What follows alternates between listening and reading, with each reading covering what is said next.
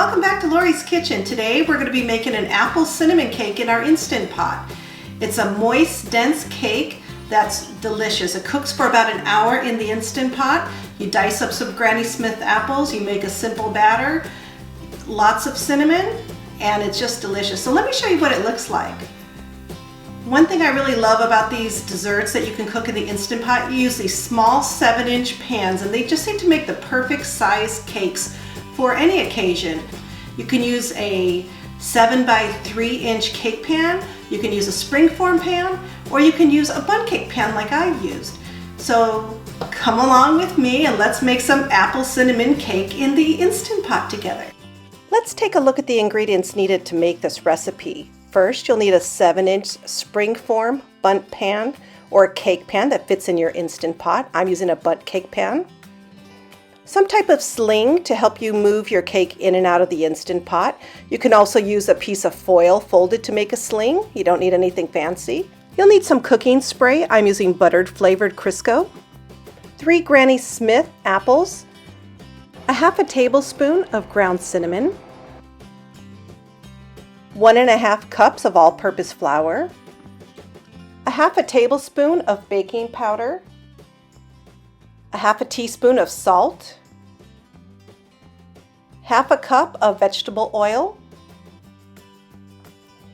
3/4 cup of sugar plus 2 tablespoons of sugar, 2 tablespoons of maple syrup, a total of 3 teaspoons of vanilla extract, 2 room temperature eggs. For the topping, 1 cup of powdered sugar, a tablespoon of milk, and 1/8 of a teaspoon of maple extract. This is optional. Let's begin. So after washing my 3 Granny Smith apples, I'm going to peel them very thoroughly. We're going to be taking these apples and making them into diced apples. And you don't want your dices too small. These apples will cook down in the cake and the moisture will come out and moisturize your cake. So you don't want the dices just too small. You want them about this size. So go ahead and completely dice all 3 of your apples.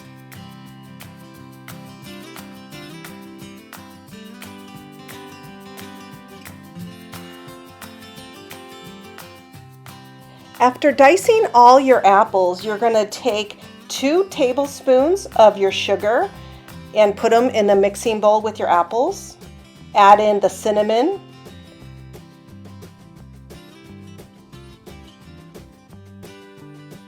and the cinnamon you're going to add a half a tablespoon at this point. So give it a good mix. You want to make sure that all that sugar is mixed into the apples and the cinnamon evenly. In another bowl, we're going to mix our dry ingredients. We're going to mix our flour, our baking soda, and salt, and sift it together. I have one of these hand sifters, which I love. You can also just use like a strainer and a spoon if you don't have one of these. So don't worry about having any fancy kitchen gadgets. In a large bowl, whisk together the oil, the 2 tablespoons of maple syrup, the remaining amount of granulated sugar. Whisk it together. Once it's blended together, we're going to take our 2 room temperature eggs and crack them into the bowl and then whisk them together so it's all incorporated. I'm also going to add in my 1.5 teaspoons of vanilla extract. And give it a really good whisk. Now we're going to add in our dry ingredients. We're going to whisk it in, little bit at a time. You don't want to dump it all in at once because it might get too lumpy. So I'm going to divide this probably into thirds, slowly incorporating it, ensuring that it's a nice, smooth, no lumpy batter.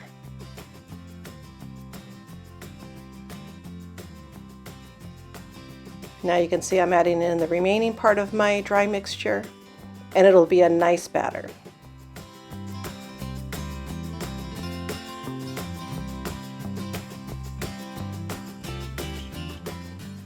Now you take your pan and you use your cooking spray. If you don't have cooking spray, you can lightly grease it with some butter or some Crisco. I like to use cooking spray. It's just a little easier and less messy. Now I'm going to use an ice cream scoop, and I'm just going to use it to put dollops of the batter at the bottom. I'm trying to use about half of the batter. We're going to make a total of 4 layers. The first layer is the batter, and then I'm going to tap it on the table to get it sort of even. Now I'm going to take about half of the apple mixture and add that on top of the batter. Once I've put about half of the apples in there, I'm going to scoop the remaining amount of batter on top of the apples. Trying to be as neat as possible, not getting it all over the sides of the pan. I'm going to use my spatula, just trying to make it a little even. Once it's all in there, now I'm going to put in the final layer of apples. Now that the bundt pan is filled, the next step is to take some heavy-duty foil, cover the top, and make sure it's sealed tightly.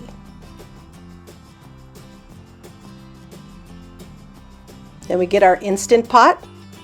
We're going to put in our trivet at the bottom, add in our cup of water. And now I'm using my sling to place the cake into the Instant Pot.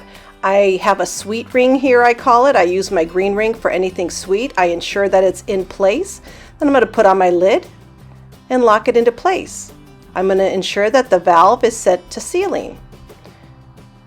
Hit pressure cook, and we're going to cook this for an hour. So I'm setting my timer up to 60 minutes or 1 hour.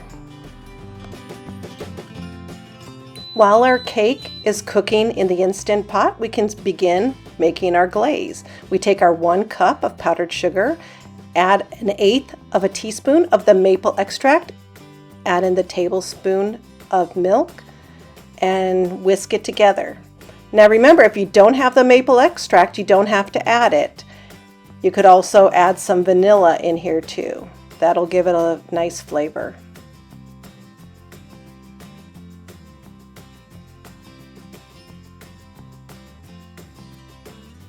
Once it's blended, I'm just going to cover it with saran wrap to keep it fresh while my cake is cooking. After the 1 hour has elapsed, your screen will show L000. That means that it's been completely cooked and it's on natural pressure release. You're going to let it natural pressure release the whole way through until the pin drops. It could be about 20 minutes. The pin is dropped. Now you know it's going to be safe to open the pot. I'm going to open the lid.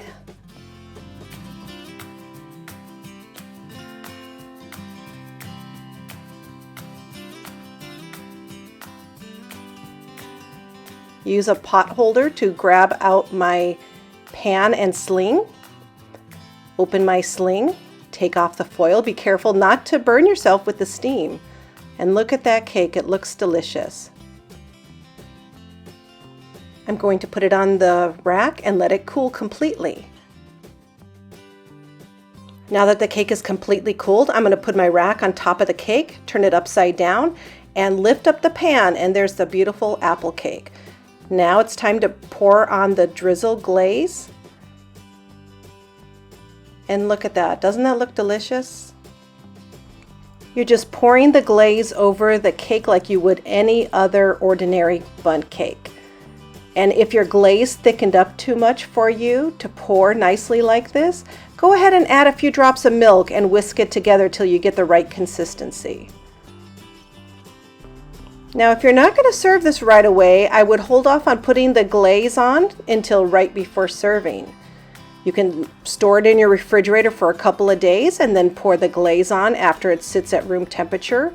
And again, you can also warm up the cake in the microwave for just a few seconds and make it just delicious and moist. Look at how this came out. You could see the slices of apple and the cinnamon swirled into there. It just looks amazing. So there you have it, apple cinnamon cake made in the Instant Pot. If If you enjoyed this recipe, please give my video a thumbs up and comment down below. If you would like to see more of my videos, please hit the subscribe button and turn on your notification bell to be informed when my next weekly video is available. Thank you for watching and see you next time. Bye-bye.